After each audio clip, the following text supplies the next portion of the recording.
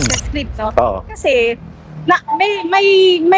meron ding parang offended feelings ang ating senators because I think we heard it through Amy Marcos, no? Na ang sinasabing script ay gawa-gawa ng Senado ang lahat ng chaos kahapon, Marlon, para lang daw, ang tawag dito, i-delay yung kay Bato? Oo. Or At makatakas, magkaroon ng chance, makatakas. May umugong pa kagabi na dahil daw sa gitna ng kaguluhan, tumakas na ang isang senator. Bato de la Senator Bato nagpakita. decide. Proof of life, nagpakita, di ba? So, kuryente. Hanggang ngayon ba nagkaroon? Hanggang ngayon, nandyan, Pam. At wala siyang planong tumakas. Kasi nga, antayin nga nila at re-respetuhin nila kung ano man ang magiging desisyon ng Korte Suprema. Dito nga ang ating pag-usapan mga reaction update page. Dito nga mismo si Manang Amy, yan pinagsabihan niya, yung mga kanyang kapwa senador na lahat to kasi ng paninira ngayon mga kapatid. Ginagawa ho na nila kay Senator Bato de la Rosa. Bakit to, di ba, nagkaputukan ho dyan sa Senado kagabi. Sinasabi ho nila, palusot ho yan. Isa pa ho itong si Trililing mga kapatid na gawa-gawa lang daw kung yung putukan na yan para daw makatakas itong si Senator Bato de la Rosa. Tingnan niyo ho yung inyong mga media, yung mga social media mga kapatid, ganyan ho ibinabalita ng mga bayarang. Alam nyo ho na, di ba? Pero pagdating dito sa mga, alam nyo na, yung mga trapo, yan sila One Ball University, sila Pinky Lacson, Mark Say po sila. Bakit noong bago magkaputukan mga kapatid, wala ho sila dyan? Nasaan ho sila? May alam ho ba sila? Yan ho yung malaking katanungan. Bakit ho pinagbubuntungan kasi nila ng init ng ulo itong si Senator Bato de la Rosa? Ito, isa pa mga kapatid, isang si Risa Hontiveros mga kapatid. Mantagin po ninyo, nagkagulo na ho dyan sa Senado. Sinabi niya na sumuko na lang daw ho si Senator Bato de la Rosa para matapos na ho. Ano yung ibig sabihin nila?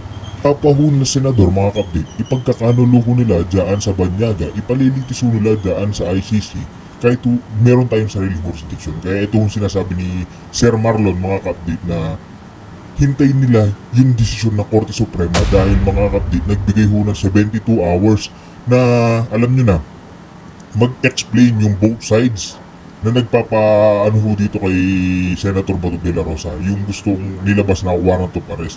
Kasi nga, wala naman ng jurisdiction ng ICC sa atin. 2019 pa lamang ho mga kapatid, malinaw na kumalas na ho ang ating former president. Kaya mga kapatid, rekta na ho tayo, pakinggan ho natin itong mga nagipayag ni Sir Marlon at ni, alam niyo na ho, kaya mga kapatid, wala na ho tayong paligoy-ligoy pa kung bago lang ho sa channel. Isang like, isang share, isang subscribe lamang kung malaking tunay. Rekta na ho tayo. Hindi ka sure, kasi alam ko may ibang informasyon ka, di ba? Information tayo. Alam mo yung takot, established yan, Marlon, na create ng takot sa maraming tao, Marlon. I was administering the channel yesterday, no? And naka-monitor tayo almost around 11 p.m. kagabi, Marlon. At yung simpleng balita na blackout sa inyo, blackout sa area ng Quezon City, blackout sa area ng Santa Mesa, some portions of Manila nag-blackout. Ako, maswerte na hindi at natuloy natin ang ating monitoring, no, and streaming. And then, while those informations are coming in, napapanood naman natin ang isang bakbakan or putukan, palitan ng ganong barilan, Marlon, sa Senado. Ano ang estado ng ating bansa ngayon? Ako pa, balikan ko muna yung brownout. Kagabi, nakamonitor na ako. Nakamonitor ako sa 24 oras. Kasi gusto ko rin makita kung paano yung delivery, yung treatment nila sa istorya sa Senado, yung kaganapan sa Senado. Pero, mga 6:45, biglang nag-brownout. So, ang ginawa ko, pinakiusapan ko yung kasamahan ko sa bahay na silipin kung baka sa loob lang ng subdivision namin ng brownout. Tapos, hanggang paglabas, buong kahabaan ng main road, brownout pa. So, okay lang. Sabi ko, nag-alala muna ako. Sabi ko, ano kaya ito? Kasi, bago pa yun, Pam, may na-monitor na ako na mukhang tatanggalan ng i-jammer tong area na to. Tung sa labas ng Senado. May mga ganong impormasyon akong unang natanggap pero bine-verify ko pa kaya hindi ko pinupukol dun sa loop Jammer natin. only refers to the signal. Sa signal. Hindi naman necessarily yung papatayan siya ng electrical source. Hindi. So nagkataon, tapos ako mismo lumabas. Lumabas ng village at doon ko nakita na traffic na dun sa lugar namin at bumalik na lang ako. Hindi na ako nagbaka sakali. Actually, honestly gusto kong sumaglit dito dahil nakamotor lang ako . Pero since since traffic, bumalik na ako sa bahay. Ang catch, brownout na sa amin, wala pa akong internet signal. Dalawa po ang telepono ko, Globe and Globe. Oo, kahit mobile phone, wala. Pero nakakatawag ako. At unang tinawagan ko, yung kapatid ko sa Santa Mesa na, "Tol, kamusta kayo dyan? May kuryente ba?" Meron naman daw. Pero after 15 minutes, after 20 minutes, sila naman din wala ng kuryente. At yung nangyayaring kaganapan pa, maigi pa sulpot-sulpot dun sa loop natin na nasasabi mo yung mga nangyayari dito sa loob ng Senado, lalo yung nangyayari ng putukan. So, di natin alam kung ano na nangyayari. Ako, personal, di ko alam kung ano tulag yung tunay na nangyari. Hanggang after 2 hours, mga mag-alas 9 na, bumalik yung kuryente sa amin sa bandang south. Yun, doon ko na lang napanood yung senaryo at nagtawag na rin tayo. Anyway, may mga iba akong impormasyon, i-share ko maya-maya ng konti, pero baka may iba pang impormasyon si Pam. Okay, hindi muna tayo sa information, Marlon. Okay, no? sige. Nakikita nyo ho, ang Senate main gate, ito hong nasa likod natin. Of course, obviously, entrance po yan ng mga sasakyan. Yeah. Ha? Ang mga sasakyan na nakapapasok dito, I just want to establish, Marlon, kung gaano ka-stricto sa Senado para makapasok. Yep. Tayo'y nakapagtrabaho dyan for I think, a year and a half, Marlon, no? Sa isang opisina ng senador. Kaya alam ko kahit paano, medyo familiar ako sa floor plan, every floor. And kahit paano, familiar ako sa process ng pagpapapasok ng tao. No, I wasn't an employee, but I was a consultant, Marlon, no? So may access tayo. Although, iba ang ID ng empleyado, iba ang ID ng mga consultant. Color coding lang naman yan, Pam. Hindi. Ano nga yung amin, Marlon? Laminated lang eh. Okay. Laminated lang. Kaya iba din yung PVC, tawag din, PVC yung sa empleyado. Ito pong main na to, itong main gate na yan, pagpasok po ng mga sasakyan, dapat, unang-una, either may QR code ka or Senate sticker. May QR code na ngayon. Ang alam ko, naka-register yung sasakyan na dadalhin mo, na yun lang ang official na nakakapasok sa Senado. And then yung maliit na gate po na yun, dyan po kami nakakapasok. Yan po yung employees entrance, mga nag-commute, yung mga binabalang. Yan yung pedestrian, ano? Yes, yan. And dyan pa lang, Marlon, although yung mga security kasi dyan, minsan familiar na sila kung kanino ka opisina. Kaya malaya kang makakapasok dyan. Pero pagpasok po dito sa main building na ito, kung saan binababa yung accordion ba tawag doon, Marlon? Oo. Nung nagla-lockdown na, doon na stricto, Marlon. Kasi ang pagpasok mo dyan, nakaharang na ang scanner for the security kung ano yung meron ka sa loob ng bag mo, scanner. And of course, yung ating magigiting na OSAA na hindi ka makakapasok kung wala ang pangalan mo sa guest list, Marlon. So, sa mga guest yan, dapat kapag guest ka, nakasponsor, meron kang isang sponsor na senator para makapasok or office of the senator na ikaw ay expected to come into the premise na sila nag-vouch sa'yo. And of course, yung mga may ID, malaya, freely yan. And pagkalagpas mo dyan sa security dyan, Marlon, merong isang reception area na magre-register ka pa. Parang anong business mo o kaninong opisina and time in and time out. So, ganun ka-stricto. And of course, pagdating mo ulit sa elevator, Marlon, hiwalay ang elevator ng guests sa elevator ng mga empleyado and officials. Yep. Ganun ka-filtered, ka-layered ang security. Why am I telling this story? Kahapon, Marlon, ang sinasabi bago mangyari yung lahat ng yan, marami daw mga NBI agents na nag-disguise as media na nasa loob. And when you say nag-disguise ka as media personnel, Marlon, you have to register an outfit or outlet mo. Outlet mo kung saan ka. How did that happen? Okay. Ako naman sa media matters, no? Tagal ko rin po nag-cover sa Senado. With all humility, mahigit 1 dekada tayo nandito. Nagulat ako. Nagulat ako. Hindi, working student kasi ako. Working student. Hindi, nagulat ako may QR code na pala ngayon. Kaya sabi ko color coding. Color coding kasi yun ang pagkakaalam ko. Pagka regular ka, contractual, makikita dun sa kulay. Sa pagkakatanda ko, kasi sa amin naman yung Senate Media ID. Yung Senate Media ID, alam agad nila yan. Tama sabi mo, familiarity, yung mga OSAA dahil araw-araw ka na nakikita. makikilala ka at hindi ka masyadong papahirapan. Dito po sa entrada na to, dito pala mahigpit na. Doon sa una, pagka nakalusot ka rito, doon sa main entrance naman doon, yung ano tawag doon, accordion, I don't know. Basta yung binababa, roll up o yung roll up. Doon tama, merong scanner doon. Tapos merong reception table doon at doon ka bibigyan ng sticker. Pagbisita ka, doon ka bibigyan ng sticker. Tapos sa kabila, sa kabila, magre-register ka uli. So, dalawang reception. Tama rin. Yung napapanood po ninyo, meron kayong nakikitang mga Tama. sticker. At yung sticker na yung color code, Yes. may color coding din yun by floor. By floor. Kung saan ka lang pwedeng pumunta. Pero yung Senate Media, may access ka sa lahat. Bagaman sa loob na ng opisina ng mga bawat senador, syempre, harangin ka na ron. O makikiusap ka dahil may mga kanya-kanya naman reception. Tapos, doon sa paano nangyari yon yung tanong mo, yung ibang media.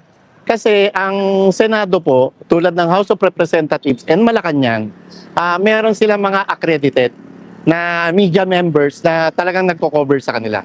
Assigned ng kanilang opisina para mag-cover doon. So, magkakaroon ka lang ng Senate Media Access, yung Senate Media mismo na PBCID, pagka accredited ka na, syempre, sasalain ka muna nun. Ngayon, nag-a-allowed naman sila, tumatanggap naman sila ng iba pang media o nag-augmentation, kunyari, malaking network, ABS-CBN. So, tumatanggap sila, nagdadagdag sila ng reporter, pero kailangan mo uli mag-register dun sa PRIB. Ang PRIB, ang ibig sabihin po ng PRIB, Public Relations and Information Bureau, at sa kanila ka makikipag-coordinate at sila rin ang magbibigay ng clearance sa OSAA para pwedeng pumasok ang sino mang media. Doon sa tanong na may mga nagpanggap na NBI agents na media, hindi malayo na pwede mangyari yun. Okay. So, ibig sabihin kung nakapagpanggap ka, Marlon, nakapasok ka. Nakapasok ka, hindi malayo. Sino ang nagpagamit ng kanilang mga tsapa na halimbawa, let's mention the big names. We saw Maris Umali here a while ago. Let's say, sasabihin mo o i-claim mo ng taga-GMA ka. Diba? We see ABS-CBN here. O, sasabihin mo, i-claim mo ABS-CBN ka. Doon sa tanong na sino, ma-check lang yan kung sino-sino mga inallowed. Kasi yung binabanggit natin, malalaking network. Meron din mga network na hindi masyadong kilala. Katulad to nasa gilid namin. Miyembro ito ng POCAP, yung Foreign Correspondents Association of the Philippines. So sila naman yung mga stringer ng mga media sa labas ng bansa, Like international, CNN, Chinese, and even mga Chinese na commercial news na i-accredit ka. Tapos, madaling magpanggap kami na member ka ng isang POCAP o member ka ng anumang media company. And sa naman, sa PRIB naman, hindi ko sinasabing ganun sila kaluwag. Kahit papano, kikilalanin naman nila. Tapos, knowing NBI na malawak yung clout at alam natin yung impluensya, hindi malayo na magamit iyon. At malalaman lang natin yan kung masisilip natin yung listahan kahapon kung sino-sino ang inaprobahang media na makapasok sa loob ng PRIB. Ayun. Yun nga, kaya nga kailangan nating maikwento na ganun kahirap, ganun komplikado ang makapasok dyan sa Senado. Okay, puntahan natin kung ano ang punot dulo ng pangyayaring ito. Kahapon, sa session, hindi mamatay-matay yung issues ng may kailangan silang i-address. No matter how everyone or every senator wants to do business as usual, Marlon, nakagaya ng sentimiento na Senator Kiko Pangilinan na parang magtrabaho na tayo, madaming pending. Totoo yan, maraming pending. Kailangang gumagana ang bahagi ng gobyernong ito kahit may problema para sa mga batas at para sa kung ano pang mga pending nila. Totoo. Pero, Marlon, hindi na kasi white elephant in the room lang. Yung meron na sitwasyon kay Senator Bato de la Rosa. Kailangan ma-establish at kailangan ma-secure. Lalong-lalo na alam mo Marlon, yung pangyayari kasi kay PRRD, lahat tayo nun nakatanga lang na wala tayong nagawa. And this time around, we learned from what happened to PRRD. We already know what to do and how to do it and how to defend a kapwa Pilipino in the person of Bato de la Rosa na hindi na tayo papayag na makikita at papanoorin siyang inililipad papunta sa isang banyagang lugar. Yun, saludo tayo sa ating mga mamamayan na ginawa ang kanilang pagpoprotekta, no, sa ating kapwa. May issue ng ICC, may issue ng jurisdiction. Yun ang kailangang ma-address na hindi mawala-wala. Pero, bakit umabot sa punto na may barilan na wala sa eksena ni PRRD? Tama ka, Pam. Pero bago tayo rin sa barilan, kahapon, ang mainit na pinag-uusapan sa plenaryo, yun nga, yung issue ng resolusyon na inilabas ng minority bloc. Although 5 lang sila ron, si dating Senate President at ngayon Senate Minority Leader Tito Soto, Ping Lacson, Bam Aquino, Kiko Pangilinan, and Risa Hontiveros na tungkol sa resolusyon na ini-encourage nila na sumuko na lang ng pusa ang Senator Bato de la Rosa. Maliban doon, syempre, maraming tumututol doon at normal yon, normal na magkaroon ng debate sa plenaryo dahil bahagi iyon ng proseso at bahagi iyon ng tinatawag ng prinsipyo ng demokrasya at parlamentaryo. Ngayon, may mainit ding issue kahapon. Yung di umano, nagkaroon ng suntukan sa loob ng Senate Lounge. Sa loob ng Senator's Lounge. So, nakaantabay yung mga kababayan natin na ano ba nangyari? Totoo ba na nagpang-abot ang Senator Robin Padilla at si Senator Kiko Pangilinan? I-debunk na natin yan, no? Dahil tinanong ko rin yan, nagkapisikalan ba? Hindi naman. Pero totoong nagpang-abot, pero sa paraan na nagkapalitan lang ng mga hindi maanghang knowing Senator Robin Padilla, Marlon, maaaring mga salitang with full of conviction. Ganun na lang natin tawagan. Walang physical na nangyari, pero merong salitaan. Yan. Yun ang dahil. Yun. Because you will see sa mukha ni Senator Lauren Legarda since she was managing the floor, no? Oo. Na medyo nagpanic and then hindi professional naman yung mga yan, Marlon, and sinuspend ka agad. And then right after, 'di ba, nakita na natin ang ibang mga eksena na dumating ang isang attorney Israelito Torion, attorney Jimmy Bondo, pulled out Senator Bato de la Rosa. Because nandun na rin yung mga balita, Marlon, na merong mga standby chopper sa GSIS. Yung GSIS, Marlon, ilang meters? 500? 500. Likod lang, magkatabi talikuran ang building, ang Senate building at saka ng GSIS building. Sa building, pero magkahilera sa daan. Magkahilera sa daan. And ang Senate po ay pag-aari ng GSIS. At alam naman natin na ngayon may ginagawa ng bagong gusali ang Senado, doon naman sa may Taguig. Umuupa ang Senado rito. So, compound no ito ng GSIS. At controversial din yung controversial. Totoo, kasi yung overpricing, di ba? May overpricing din. Ngayon, compound no ito ng GSIS at dun sa issue ng chopper na yon. Actually, hapon pa lang o kasagsagan pa lamang ng session, may mga ganun ng usapan. Na kesyo may chopper ng nakaabang sa GSIS at meron na ring private plane ang nakaabang sa Villamor Air Base. Para sakaling ma-extract dito si Senator Bato, isasakay ng chopper, saka naman dadalhin sa Villamor Air Base at tuloy-tuloy nang ilipad patungong Dahig, Netherlands. Okay, so yun, nakita natin yun. And right after we saw some videos, Marlon, sa social media, no? Yan, napakagaling talaga ng social media, Marlon. Hindi na siya, hindi na siya ine-edit. It's real time, no? We saw, matter of seconds or minutes, Senator Bato de la Rosa did his live sa social media niya. Yeah. And confirming yung mga haka-haka na di umano ay siya ay dadamputin after session because sagrado, Marlon, na kapag may session, walang gagalaw sa mga tao na nandyan sa Senado. Pero hindi natin nakita yun na nirespeto nila, no? Nung isang araw, Marlon, kung saan talagang nag-trending ang CCTV footage, how Senator Bato de la Rosa literally ran for his life. Yeah. Diba? And for his security. So ganun na nga at nanawagan siya sa sambayan ng Pilipino na protektahan sana siya. And of course, there is that willingness pa rin, Marlon, na siya ay isang taong lumaki sa batas o napatibay ng batas. Susuko yan kung ang warrant ay in-issue mula sa isang lokal na korte dito sa Pilipinas. Hindi yung sinong banyaga lang at sasabihin na amin ka. Ganon ang nangyari. Tama. At kahapon pa, Mm. naglabas ng kautusan ang Supreme Court kung saan ay sinasabihan ang government na sagutin o magbigay ng kanilang komento hinggil sa inihaing petisyon ng kampo ni Senator Bato de la Rosa kung bakit hindi siya dapat arestuhin sa pamamagitan lamang ng arrest warrant ng International Criminal Court. Maliban doon sa kautusan na yon na sinasabihan o inaatasan ang gobyerno na sumagot sa loob ng 72 hours, sinasabihan din ang kampo ni Senator Bato de la Rosa na magbigay din ng kanilang counter-komento Yes. o counter-reply doon sa isusumiting komento ng government side. So, Ang tugon ng Korte Suprema na yan, Marlon, ay makakapagbigay ng kapayapaan ng isip at puso ng bawat involved. sana at Especially proseso for Senator at proseso to. Maigi na lang hindi na spin masyado yung istorya kasi alam naman natin kung paano mag-spin yung ilang mga bayaran, di ba?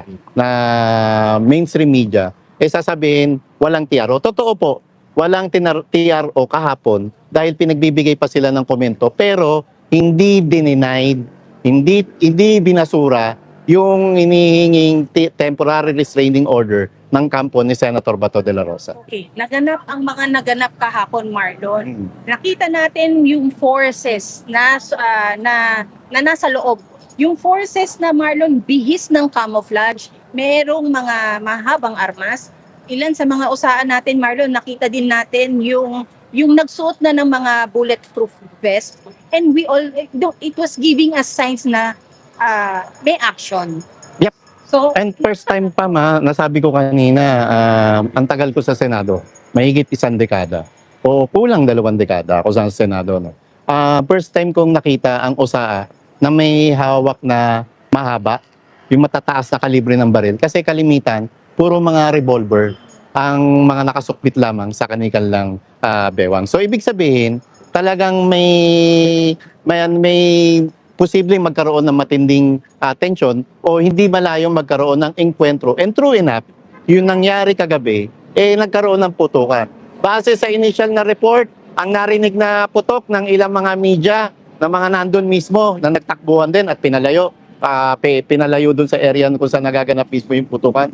Umabot sa 17 hanggang 20 putok ng baril ang narinig ng mga media men. Until even the newly seated Senate President Marlon had to do his own live Yes. to give an update to Oo. everyone kung ano ang nangyayari at kung ano ang hindi nila alam na nangyayari at kung ano rin ang seguridad ng mga senators na nanatili sa opisina dahil, Marlon, amazingly, kahapon din, despite yung mga nangyayari dyan, dumating din ang Secretary General mula sa House of Representative na si Atty. Cheloy Garafil, Marlon, upang ihatid ang articles of impeachment. No? Sabi ko, nung nakikita ko yon, Marlon, sabi ko, kailangan ba ganito katindi ang tension at security kung articles of impeachment lang ang darating? Sabi ko, something is behind all these things na hindi natin nalalaman. And true enough, nagkaroon ng putukan because, again, yung mga impormasyon mo na ang papasok dyan, Marlon. Dalawang side yung una, yung kwento na bago nagkaroon ng putukan, na-interview pa si retired General Aplasca. Siya yung kasalukuyang OSAA chief na meron silang arestuhin. Tapos maliban doon, umugong din ang usapan at lumabas naman din kagabi yung kwento na merong nagbabarena sa loob sa katabing gusali na GSIS building. And true enough, kanina napanood ko to sa mismong page ni Sas Rogando, no, kay Miss Sas. May tipster siya. May tipster siya na talagang nagbabarena. Na talagang nagbabarena. And bago rin yun, yung lumabas kanina umaga na napanood ko, naglabas din ng kanyang pahayag si Senadora Amy Marcos na merong inarestong confidential agent ng NBI at ang isinigaw na pangalan nito ay pangalan ng isang attorney Jerome Bomediano na kung hindi ako nagkakamali, siya ang hepe ngayon ng NBI Special Task Force. Yeah. Yes, and bisitahin niyo po ang bahay na ni Sas at tignan natin doon at makikita natin doon na merong mga NBI agents, Marlon, kasi nakitaan natin ng tsapa. Yung pinaka-ID ba nila yon? Yes, yung Chapa, yun yung parang Yung authority nila. authority No, nila. yung authority nila. So nakita natin na may gano'n. At saka sa best nila pa, may nakalagay na NBI. Sa best nila, and maliban doon, malaki yun. Puti yun sa likod. Maliban doon, may marked vehicle, pero yung marked vehicle na yon, sabi nung nakausap ko sa NBI, hindi raw talaga sa NBI mismo, sa opisina mismo ng hindi siya government vehicle, kundi pag-aari siya ng isang NBI agent na nilagyan ng emblem na o decal na NBI. Okay. So, nakakita tayo ng mga personalidad from NBI, and this is after Attorney Melvin Matibag, Marlon, sa kanyang interview with Alvin El Chico and Miss Karen Davila, na dininay niya na walang tao sa Senate grounds na mula sa NBI. Tama naman siya dyan, Marlon, dahil wala sila sa Senate grounds, Marlon. Di ka sure? Sila? Di ka sure? Di ka sure? Oo, dahil siyempre alam naman natin galawan ng intelligence community, di ba? Hindi ka sure. Anyway, sige. Hindi tayo sure, Okay. pero what I'm trying to say here is, wala siya sa Senate because nandun siya sa GSIS. Pero tama ka dyan, dahil GSIS owns Senate building. Yeah, tama. One and the same. Tama, Siguro, no? tama. And ang nakakaligalig dito, Pam, nung tinawagan na ni Senadora Loren Legarda, si Attorney Melvin Matibag, at nandun yung mga senador, syempre tinatawagan na dahil nagkakaroon na nga ng putukan. Alam mo, ang nirereklamo ng isang Attorney Pia Cayetano, yung inasal, iginawi ng isang Melvin Matibag, kung saan ay sinigawan sila. Sinigawan yung mga senador na may mandato at halal ng mga ating kababayan, sinigawan na wag daw silang sisigaw kay Attorney Melvin, wag daw magtaas ng boses kay Attorney Melvin Matibag. Attorney Pia was quick to also respond to that dun sa Marlon, sa live ni kanyang brother, ni SP Cayetano, where she said na, what do you expect of us to feel na ganito kataas ang mga emosyon sa loob? Nakakulong sila sa kanilang mga opisina or isang opisina kasi nga dinidiscuss nila, Marlon, yung articles of impeachment. Tapos bigla ka makakarinig ng putukan. Tapos may mga areas na bigla na lang namamatay ang mga ilaw sa hallway. Hindi ka ba matatakot mo? Hindi ka ba sisigaw nun? Yung pagsigaw na yun is a sign of desperation for Tama. At hindi para pagsabihan mo ang kahit sino. Kay senador man yan, kay ordinaryong tao yan, kung kailangan sumigaw, dahil sabi mo nga, out of desperation, gagawin ng kahit sino yan. At kahit pamilya mo, Attorney Melvin Matibag, pag ikaw na ninenervyos na tatakot, hindi na mapipigil ang kanilang emosyon para sumigaw. Because meron ka rin namang ganyang kaganapan, Honorable Director NBI Attorney Melvin Matibag, nung ang asawa mo ang di ba, ang parang ina-attack ng isang post, di ba? Merong video dyan na nagsusumigaw ka, nagmumura ka pa, and you even threw there a threat na kapag ikaw ay gumawa ng gurguran, walang ebidensya. So, ibig sabihin, na ngayon ang pakirap. So, ibig sabihin, ang senador, walang karapatang sigawan ka, pero ikaw, may karapatan na sumigaw, magmura, at manakot na magpapapatay kang kahit sino. Kung makikita niyo po yung mga videos kung saan siya ay minumura at binubu ng maraming supporters, ito po yon.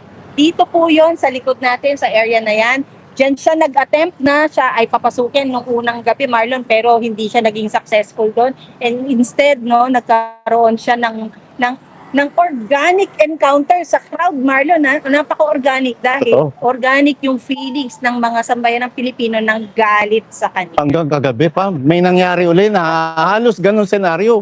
Ang isang dating Senate President na ngayon Senate Minority Leader Tito Soto, hinarang din ng mga galit na taga-suporta ni Senador Bato de la Rosa at kung saan ay binato pa siya ng tubig o mineral water at nagagalit ang Tito Soto. Sinisisi niya yung kapulisan kung bakit daw hindi napahinahon.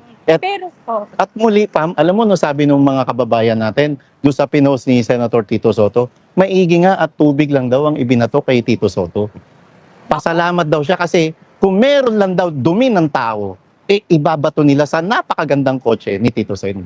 Oo nga, pero alam mo, Tito Sen, yan napakaliit na pangyayari lang yan ha. Pero sa isang mabigat na mga eksenang hindi mo pinigyan ng hustisya, habang ikaw ay dinidinig mo yung mga kaso na pilit ninyong dinownplay, pero issue talaga ng bayan. And speaking of issues, Marlon, kasi tanong ko kagabi, imposibleng si Senator Bato de la Rosa na lang ang issue kung bakit augmented ang security forces ng Marines, ng PNP, and OSAA, no?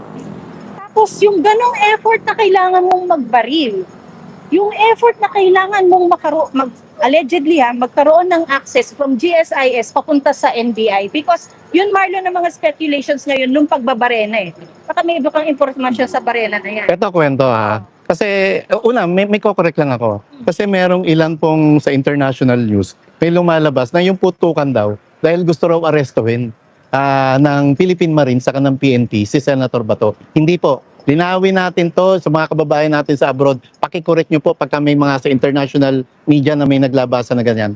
Yung PNP at yung Philippine Marines ay nasa loob ng Senado, kakampi po siya ng institusyon ng mataas na kapulungan ng Kongreso o ng Senado mismo. Hindi para arestuhin, kundi para pigilan ang tangkang panghihimasok ng ilang ahente ng NBI. Eto ngayon, kanina may naglalabasan. Kung nagkaputukan, bakit wala raw nasugatan? At bakit daw, hindi ka sure, di ba? At baka nga meron pang, wag naman, di ba? Kung nagkaputukan, at dapat daw yung trajectory. Anyway, Pam, bago tayo pumunta rito, nagtawag tayo. May mga nakausap tayong ilang ahente ng NBI at ang kanilang panig na ayaw nilang ilabas pa ng opisyal kasi syempre hayaan nila yung napakagaling nilang boss ang magdailan. Una raw, merong talagang nakadeployed na tropa ng NBI sa gusali ng GSIS. Ito raw ay dahil sa request ng GSIS management mismo. Nung sinabi sa akin yun ng isang taga-NBI, ang sagot ko agad, bakit ano? Bakit NBI? Bakit sa NBI magre-request ang GSIS management? Bakit ang PNP? Bakit hindi sa PNP? Bakit hindi sa NCRPO? O bakit hindi sa Parañaque o Pasay City Police Station? Bakit? So, alam na natin ang magiging script nila na humingi. Alam na din man natin, ang pamunuan ng GSIS ay appointed lamang ng Palasyo ng Malacanang at posible yan ang maging alibay. So, dito pa lang sa anggulong to, kung lalabas tong anggulong to, nagsisinungaling ang isang Melvin Matibag na wala siyang mga tauhan na nasa PGSIS o NBI Senate Complex, di ba? Tapos, pangalawa, yung tropang yun, Pam, base sa impormasyon ko, mga abutin sila ng 8 hanggang 10. Bawat meron pa mga babaeng NBI agents na nandun sa GSIS compound kagabi. At allegedly, Marlon, may video may video. At yung barena raw yun, ang nagbabarena raw doon, sabi, ang nagbabarena raw doon ay mga maintenance mismo ng GSIS, ng engineering department ng GSIS, kasi meron daw sa side naman ng Senado na pilit daw tinutulak yun.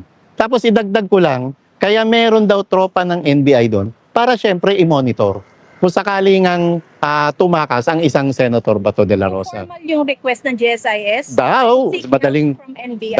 daw. So asahan natin 'yan na baka 'yun ang maging script nila, di ba? Hawak nila ang script. Sayaw mo ngayon, Marlon. Wag, ikaw na lang. Ikaw, balawak, Pamela. Marlon, sige. Bago yan, sa script. Mm. Sa script, no? Oo. Kasi, meron ding parang offended feelings ang ating senators because I think we heard it through Amy Marcos, no? Na ang sinasabing script ay gawa-gawa ng Senado ang lahat ng chaos kahapon, Marlon, para lang daw, ang tawag dito, i-delay yung kay Bato? Oo. At magkaroon ng chance, may umugong pa kagabi na dahil daw sa gitna ng kaguluhan, tumakas na ang isang Senator Bato de la Senator Bato nagpakita. inside. Proof of life, nagpakita, di ba? So, kuryente. Hanggang ngayon ba nagkakaroon? Hanggang ngayon, nandyan, Pam. At wala siyang planong tumakas. Kasi nga, antayin nga nila at re-respetuhin nila kung ano man ang magiging desisyon ng Korte Suprema. Okay, Marlon ha. Malungkot din ba yung balita na di umano 4 na senators lang ang binigyan ng tip para lumabas na ng Senate premise dahil may mangyayari? Pam, yung impormasyon na yan, ang makakapagsabi lang yan, yung mga senador na yon, o kailangan silang pangalanan ni Senate President Alan Peter Cayetano. Yun lang yun. So, kailangan silang pangalanan at sila rin ang mag-deny ng kanila. Balik lang tayo pa, balikan ko lang doon sa GSIS. Yung pagbabarena, di umano, kasi lumuwag daw. So, kailangan lang sikipan yun. At may mga tropa ng, yung pinto. Kaya sinisikipan daw yun. At kailangan nilang may mga NBI na tropa ron para nga i-monitor sakaling doon tumakas. Ngayon, sa putukan, totoo na nakipagpalitan ng putok ang ilang ahente ng NBI sa tropa ng OSAA, sa tropa ng Philippine Marines at sa tropa ng Philippine National Police. Meron akong tutukuyin na pangalan na dapat ito ipatawag din ng Senado o ng sino mang investigating body na maggagawa ng investigasyon tungkol dito. Kasi base sa impormasyon ko, isang nagngangalang Daboy Francisco na organic member ng NBI, ang natural daw, gumanti ng putok, pero hindi yung ganti daw niya ng putok, hindi para itutok sa mga kapwa niya otoridad, kundi para gumanti lang, isuppress lang, para makatakas siya at makatakbo. Distract. O, madistract lang para makatakas, makatakbo. So, ulitin ko isang Daboy Francisco na dapat magpaliwanag din. Ano siya, NBI side? NBI side. So, ito yung magde-debunk na hindi lamang, ang nagpaputok ay hindi lamang sa panig ng Senado o panig ng OSAA, PNP at Philippine Ang Marines. sinasabi, sumagot lang ang USAA. Yun. So, ibig sabihin, may pagpapalitan ng putok. So, sumagot ang OSAA. May nauna. May nauna. So, ayun ang pangalan po. Tapos, yung nahuli, Pam, hindi raw siya confidential agent, kundi volunteer driver daw siya. Oh, Isang alias Oragon ang pangalan nung nahuli. nandun. Binalikan yung naiwan na bag. Ano ang laman ng bag? Pera ba yan? Yun ang catch. Alam niyo ba kung ano laman ng bag na binalikan ni Sir alias Oragon? Mga maintenance medicine. Na naiwan niya nung nagkatakbuhan, na binalikan niya. At yung pagbalik daw yun, well coordinated daw yun ng NBI. Sinabi raw sa mga security ng GSIS na merong babalikan dyan, may papasok dyan na bag, at doon na siya nakalawit ng grupo ng OSAA. So kumanta na siya na may taong may mga... Kinanta niya at ang pinangalanan nga niya, yung isang, alam mo pa, magaling na ahente ng NBI ito, Attorney Jerome Bomediano. Ang problema, yung Attorney Jerome Bomediano, wala dun sa area ng GSIS. Pero, base sa impormasyon na nakuha ko, well coordinated yung pagpunta ng tropa ng NBI sa GSIS para mag-monitor dahil may ilang media silang kasama. So, antabayanan natin kung sino-sinong media ang kasama at kung ilalabas ba nila ito. Dapat ang media na kasama ng NBI, Marlon, if that's the case, already reported it to the public since last night. Dapat. Para yung mga speculations, yung mga teorya na binubuo, dahil na lang din sa pag-aalala ng bawat isa, Marlon, na-debunk na. Dapat. We did not hear anything from the side of the NBI except from Attorney Melvin Matibag himself saying and denying na wala silang tauhan na NBI dito sa premise ng Senate because meron silang fellowship that night at sila ay nasa Sequoia Hotel sa Quezon City. Yep. So why did we not hear this from the media? Ayun ang antayin natin. Sana wala silang binubuong script na kakuntsaba ang media. Sana, no? Kasi alam naman natin yung trabaho, tungkulin at obligasyon ng media na ipaalam sa publiko yung katotohanan at pawang katotohanan lamang. Lalo doon sa kinocover nilang kaganapan. Okay. And, of course, we were expecting alam mo Marlo, kung presidente ka, dapat ba tinapos mo muna yung eksena para ikaw ay magbigay ng iyong saloobin or opinion or update or denial? O dapat bago pa man pumunta sa putukan, umeksena ka na at sinabi mong ihinto nyo yan, hindi yan nakakabuti sa ating sitwasyon ngayon. Because yesterday, sa mensahe niya Marlon, again, there was a denial that it was not the government's doing kung ano ang nangyayaring to. Taliwas sa halos kasabay na live ni Senator Amy Marcos when she said that yung isang ang agent Marlon nagsabi na inutusan sila na to get bato at all cost regardless kung sino ang matamaan o madamay. Yeah. Doon sa tanong mo, na dapat ba tapusin mo na eksena ng isang presidente ng Pilipinas being the commander-in-chief ng bansa? Dapat hindi na. Dapat agad-agad. At dapat hindi yung magpakalma. Dapat galit ka.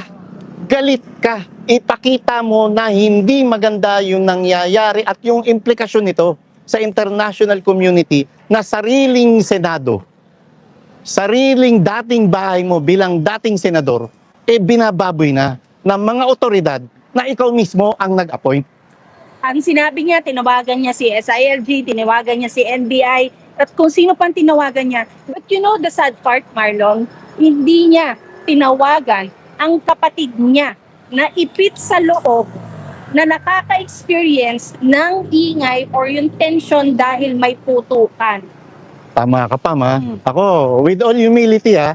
Kagabi, brownout lang, Pam. Brownout lang kagabi. Hindi, kagabi brownout lang, di ba? Sino tinawagan ko? Kapatid ko. Kasi brownout lang to. Kapatid ko, kinakamusta ko. At dahil nandun sa kanya nanay ko, kamusta kayo dyan? Brownout dyan.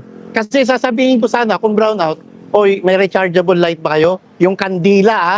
Huwag niyong yung typical na pag-aalala. Ikaw, presidente ka ng Pilipinas at matanda ka na turingan, senior citizen ka na. Bakit kung sino-sino pa tinawagan mo, okay lang, normal, tawagan mo yung mga tauhan mo bilang mga appointed officials mo. Pero bakit hindi ka man lang nangamusta sa kapatid mo? Bakit hindi ka man lang nag-alala sa kapatid mo na si Senador Amy Marcos? Sino ang nag-aruga sa iyong kapatid? Ang kanyang security, because we saw one live where Amy also said na ito nga't pinagsuot na ako ng bulletproof vest ng mga security ko. Because guess what, Bongbong Marcos? She is a presidential sister at hindi mo siya tinawagan. Wala kaming pakialam sa relasyon ninyo. Pero it's very telling kung ano ka sa kapatid mo, na kadugo mo, kumpara sa ano ka sa mga taong may pakinabang ka dahil sa anong mga dahilan? Maleta? Yeah. Projects? And it's very telling doon sa sinabi mong hindi mo alam. Magkano ang confidential fund mo, Bongbong Marcos? 4.5 billion pesos. Bilyon, ha? Malayong hindi makakarampot ito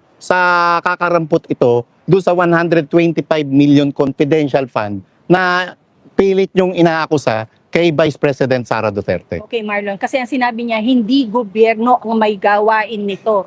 At tapos ang mensaheng kasunod nun is, relax lang kayo. Marlon, kung hindi ito gawain ng gobyerno, kung gawain ito ng isang ordinaryong taong hindi mo alam dahil hindi mo gustong gamitin ng intel mo, we're in danger. May conflict na agad, ha? Napakapalpak ng intelligence mo, 4.5 billion yun. Sabi mo hindi gawain to ng gobyerno. Sino nakaka-inkwentro? May pinangalanan na tayo. May tropa ng NBI na gumanti ng putok o kung sino man ang nauna nagpaputok, merong naaresto na allegedly volunteer driver na binalikan yung gamit pero at inaamin ng NBI at aaminin ng NBI mamaya na humingi ng tulong ang GSIS management sa NBI para i-secure yung perimeter. Tapos may iba pang impormasyon na talagang may tropa ng NBI doon. Baka nga sakali kasi doon dumaan pag tumakas ang Senator Bato de la Rosa na normal lamang. Normal lamang. Ang problema, Pam, human nature and ang problema, Pam, kaya nagkakaganito NBI, unang-una, nagagamit sa politika. Pangalawa, yung director mo, walang alam sa law enforcement operation, walang alam sa law enforcement investigation. At higit sa lahat, basta ka nalang sinalpak dyan na nagagaling-galingan ka. Pero confident ang confidence ba hindi qualification? Pam, napakasensitibong pwesto ng NBI at alam naman natin na dapat ang imahe nito sagrado at dapat yung imahe nito mataas, di ba? Hindi yung ganyan na nagiging atakdog na kayo. Papakababa. Pam, ang daming pumipintas. Bakit daw po meron tropa ng NBI doon? Bakit walang blocking force na nangyari? At bakit kinakailangan pumasok doon na markado yung mga sasakyan at bakit kailangan nakabes na mga markado rin? So, ang daming pagkakamali rito na lapses ito dahil yung namumuno mismo na sa NBI ay palpak at dapat out of delikadesa mag-resign na ito o dapat sibakin na ito ng isang Bongbong Marcos dahil ang pinapahiya na ito hindi lamang si Bongbong Marcos kundi ang pinapahiya nito ang Pilipinas, ang Senado bilang institusyon at malaking kasiraan ito sa international community at sa nangyari kagabi, higit lalong wala na tayo makukuha pang mga foreign investors. Marlon, bababa ka agad, hindi ba nga nag-iinit ang puwet sa upuan? Parang nag-e-enjoy pa, bababa agad. Pam, yung salitang delikadesa na lang. Dapat may ulong gumulong dito. At dapat hindi lang natatakot ako para sa isang attorney Jerome Bumidiano na baka ito lang gawing sacrificial lamb. Baka ito lang ang ilaglag na gagawa ng action. And siya nga pala may nagsabi sa akin, ngayon lang may nag-text. Kaya wala rin daw yung attorney Jerome Bumidiano. Maliban doon sa pumunta sa isang conference meeting, birthday din ng anak nito. Bakit nagamit yung pangalan niya? Yun ang kinanta ng isang nahuli na kinuha yung bag na laman, maintenance medicine, ni alias Oragon. Oh. Yun ang ano ron pa. Okay, Marlon. Balik tayo sa loob ng plenaryo, no? Finalize na ba na ang Blue Ribbon Committee Chair ay si Senator Dante Marcoleta? Sana, Final na. sana. Alam mo, Pam, Because, hindi, ano lang, bago yung sa take mo, ha? Kasi di ba ang tanong natin kanina, si Bato pa ba ang dahilan ng lahat ng tensyon meron ang gobyerno? Bakit? Tapos Marlon, sige, babalikan natin, paalala mo rin please. Na-receive na ang articles of impeachment. oo. Will they now convene forthwith as an impeachment court? Despite na nangyayari din to, ha, Marlon? Okay, Bato de la Rosa, Senator Marcoleta, Blue Ribbon Committee hearing, how critical is the position and how soon should this be done? Alam mo, Pam, ang ganda ng sinabi mo at pinaalala mo yan kasi naisip ko na rin yan. At yun din lang sa panta ko, na yung nangyari kagabi, pilit lamang nilang iniiba at pinapatagal dahil mas marami tayong mga kababayan ang nasasabik, mas marami tayong mga kababayan ang inaabangan, hindi inaabangan yung impeachment dahil alam na natin basura yan. Ang inaabangan nila yung Blue Ribbon Committee hearing patungkol sa flood control scandal at dyan takot na takot ang gobyernong Marcos dahil ang magiging direksyon ng investigasyon na to, sakaling ipatawag yung mga main player sa katauhan ng Amina Pangandaman, Traigib Olerbar, Magtsuhin o Maglolong Bersamin, Adrian Lucas Bersamin, at lahat pa ng mga kontratista, ang direksyon nito ang magbibigay diin kay Bongbong Marcos na siya rin ang pumirma sa itinuturing na pinakakorap, pinakamanumalyang pambansang budget ng Pilipinas noong taong 2025. So kailangan at urgent naman. So mas excited ang mga tao sa Blue Ribbon? Totoo, Pam. Totoo. At posibleng sinasabotahin nila ito para mabalam o para matakot yung mga senador natin na ipagpatuloy pa yung Blue Ribbon Committee. Higit lalo na wala na ito sa committee ngayon ng isang senador, Pampilo Lacson, na alam natin kung paano i-delayed o pinatagal ang proseso ng pagdinig at pag bumalik na ito sa committee, ang pamamahala ng committee kay Senator Dante Marcoleta, dapat magsagawa agad ng investigasyon, forthwith agad-agad. So sinasabi mo na merong kinakatakutan ang gobyerno. Sabi na natin gobyerno dahil sila ang involved, no? Na mabuking. And do you honestly believe that Mga rider. do you honestly believe that the culprit lost control of the narrative because of the change in leadership? Sobra, Pam, at hindi nila inaasahan to. Diyan sila takot. Kasi ang magiging direksyon na ng pagdinig nito, direkta na, hindi lamang kay Martin Romualdez, kundi kay Bongbong Marcos mismo. Higit lalo, pag pinatawag yung mga main player, Adrian Bersamin na lang, na alam natin na magsasalita. Amina Pangandaman, ikaw na rin ang dinidiin dyan. Ha? Dapat yung mga yan, ipatawag, higit lalo, yung 18 sundalo.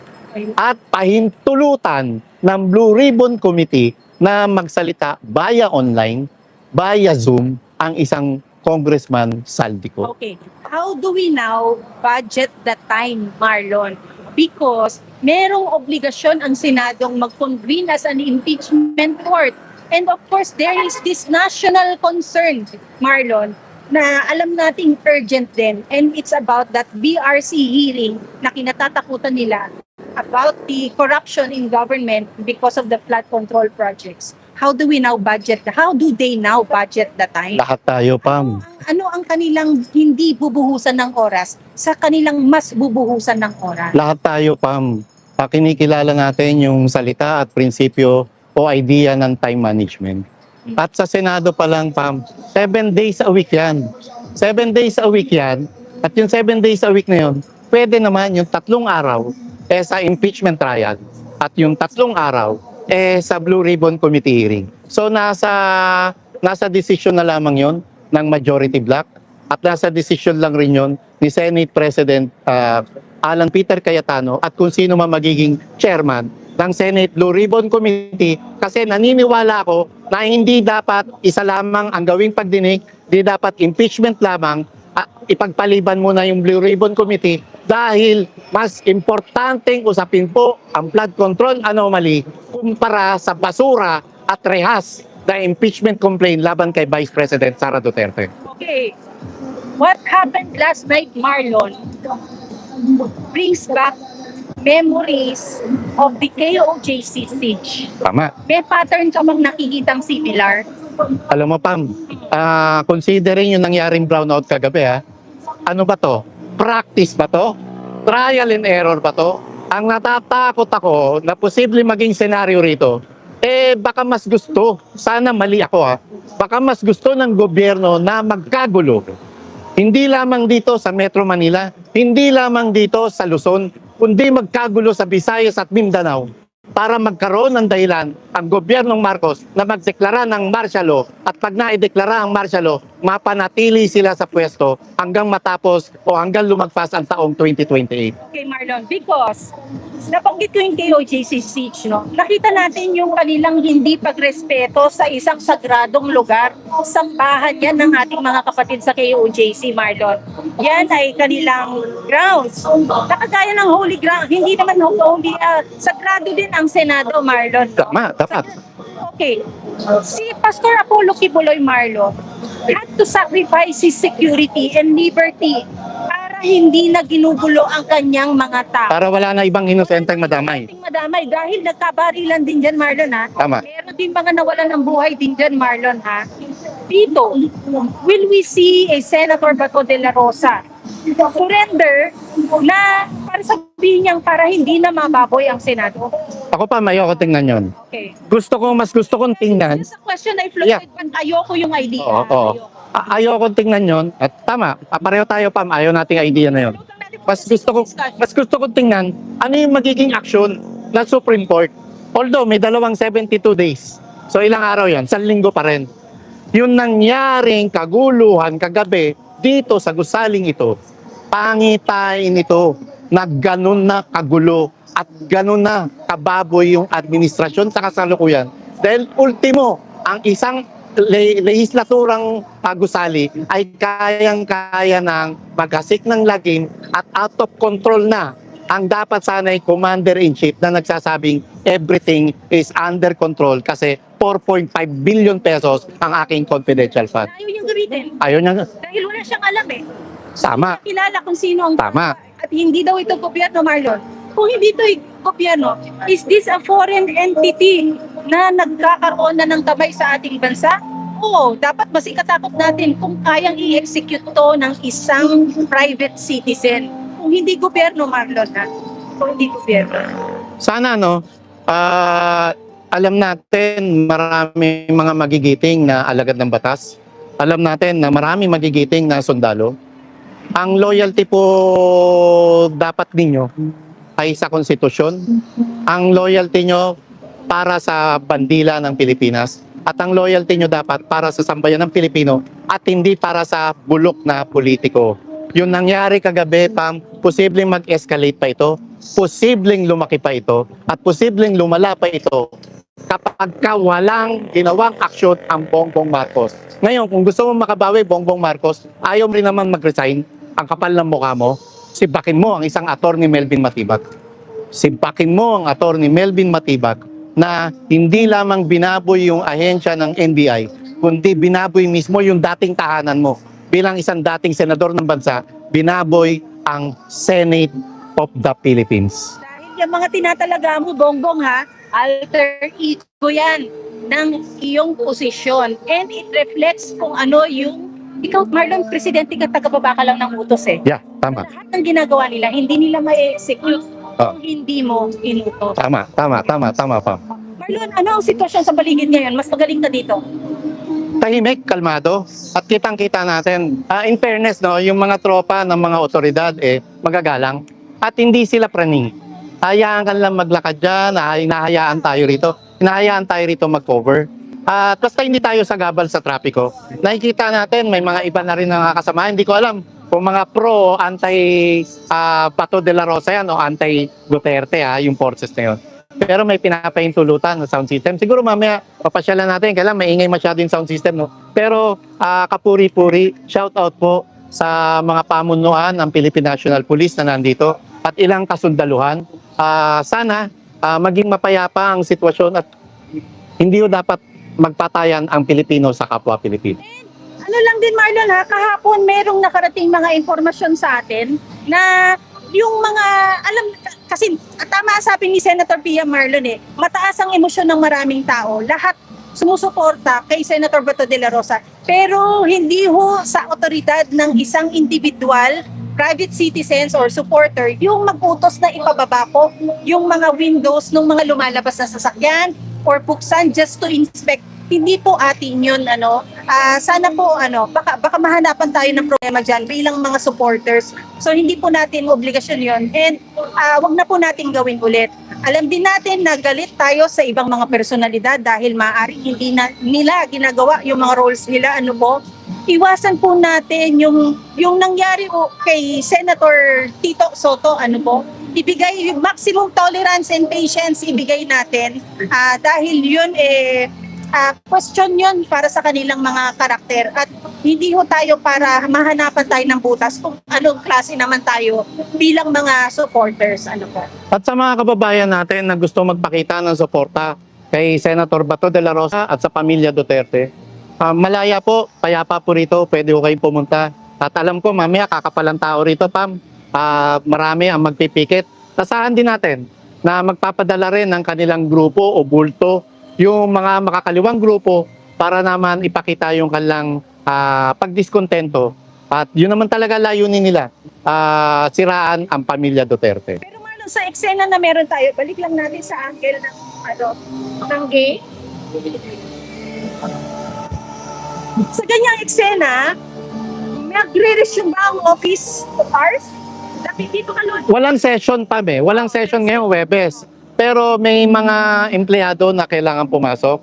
Ang tanong kung merong committee hearing natin ngayon, di pa natin alam, di pa natin nakikita ang schedule. Pero ang huling balita ko, yung tanggapan ni Senator Win Gatchalian, sinabihan na yung mga empleyado na mag-work from home muna. Kaya lang kanina may mga pumapasok din mga Senate employees. So malamang yung kay Senator Win Gatchalian pa lamang work from home at tuloy, business as usual sa Senado at tuloy lamang yung kanilang pagtatrabaho para na rin sa ating lahat. Oo, kasi madali naman na ngayon yan, Marlon, with the help of the technology, Kesa, lalo kagabi rin, Marlon, dumating ang Soko, para maglagay na ng mga, ang tawag doon yung mga triangle na markings. Yung mga trajectory, masyadong kinukulayan. Bakit daw may Soko? Meron daw ba na gurgor? Hindi, kasi ultimo yung mga shell, yung mga baril ng protocol yun at dapat lang yun. At doon natin makikita na talagang gumanti ng putok yung NBI. At pag may gumanti ng putok, totoong may tropa ng NBI. And we also see habang ang Soko ay ginagawa nila ang kanilang role sa pag-investigate, we also saw Attorney Torion doing his part ng mga pagpipicture-picture together with the Soko, because again, probably this will be part of their petition sa Korte Suprema, in documenting na bakit ba merong kailangang kamay ang ICC sa isang individual dito sa Pilipinas para doon dinigin ang kanyang kaso. And as of this moment, Marlon, parang tawag sa ganon, handshake,